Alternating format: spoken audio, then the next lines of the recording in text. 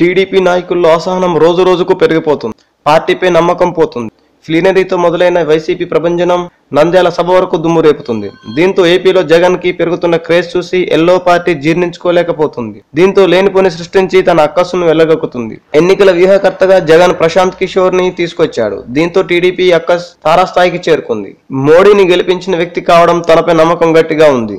దీంతో వైసీపీకి ప్లస్ అవుతుందని భావించిన కొంతమంది ఎల్లో బ్యాచ్ పీకేపై బురద చల్లే ప్రయత్నం చేస్తుంది. ప్రశాంత్ కిషోర్ కి 250 కోట్లు ఇచ్చి తీసుకొచ్చారని మొదట అసత్య ప్రచారానికి తెరలేపింది. అది పెద్దగా జనాల్లోకి వెళ్ళకపోవడంతో ప్రశాంత్ కిషోర్ సర్వే రిపోర్ట్ పేరు లేని పని సృష్టించి సంచలనం రేపాలని చూశారు. ప్రశాంత్ కిషోర్ 40 మందికి టికెట్లు ఇవ్వొద్దని అన్నట్టుగా సృష్టించారు. ప్రశాంత్ కిషోర్ చంద్రబాబు నుండి నవరత్నాల ఆలోచనని కొట్టేశారని బుమరంగ్ చేశారు. Prashant Kishor fake accounts create చేసి అసత్యాలను రాసి పరువు తీయాలని చూశారని ఆ పప్పులేమి ఉడకలేదు. దీంతో ఎల్లో బ్యాచ్ ని వైసీపీ శ్రేణులు సూటిగా కొన్ని ప్రశ్నలు అడుగుతున్నారు. ప్రశాంత్ కిషోర్ ని హేర్ చేసుకుంది జగనా లేక మీరా? జగన్ కి ఇచ్చే రిపోర్ట్ మీకు ఎలా వస్తుంది? విషయం వీక్ ఉన్నప్పుడే ఇలాంటి అసహనపు కామెంట్స్ వస్తాయి. నిజానికి ప్రశాంత్ కిషోర్ ఏం చేస్తాడు, ఏం చెప్తాడు అనేది కేవలం 10 నుంచి 12 మంది మాత్రమే తెలుస్తుంది. అందరితో షేర్ చేసుకోవడానికి ఇదేమైనా మసాలా పకోడీ కాదు, స్ట్రాటజీ అంటూ టీడీపీ గట్టిగా కౌంటర్ ఇస్తున్నారు.